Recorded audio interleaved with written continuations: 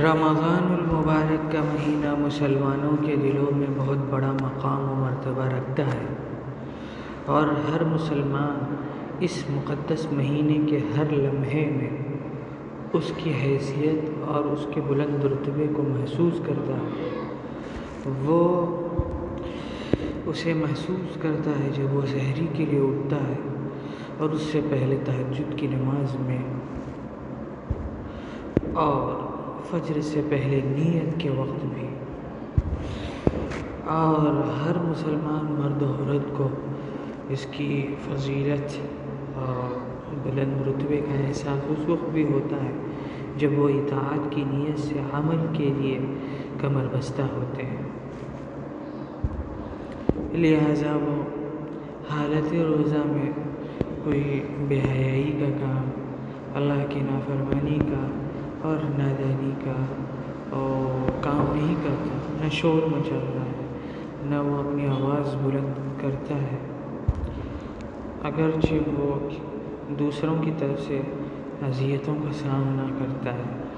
یہ وہ تمام نشانیاں ہیں جو تمام مسلمانوں میں رمضان کے مقدس مہینے کے روزہ رکھنے کی وجہ سے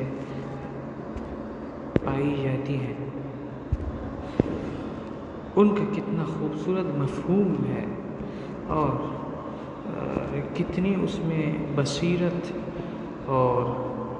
دانائی کی باتیں پوشیدہ ہیں، اور کتنا بڑا شوق اور کتنی بڑی دلچسپی ہے جو رمضان المبارک کے تمام اوقات سے استفادہ کرنے کے لیے مسلمانوں کو مہمیز کرتی ہے۔ ہم اس بابرکت مہینے کے روزہ رکھنے سے حاصل ہونے والے کچھ فوائد بیان کرتے ہیں، اور ہمیں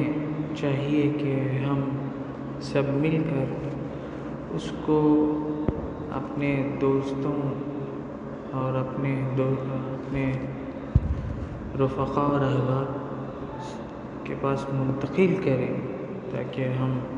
ایک دوسرے کو فائدہ پہنچانے والے بن جائیں، کیونکہ بہترین لوگ وہی ہیں جو لوگ اوروں کے لیے سب سے زیادہ فائدہ مند ہوتے ہیں۔ ماہ رمضان کی ایک خصوصیت یہ ہے کہ اللہ تعالیٰ نے اسے گناہوں کے کفارے کا مہینہ بنایا ہے۔ یہ وہ دن ہے جن میں اللہ تعالیٰ سے کثرت سے انابت اور رجوع کیا جاتا ہے، اور جن میں دعاؤں کی قبولیت کے دروازے بھی کھول دیے جاتے ہیں۔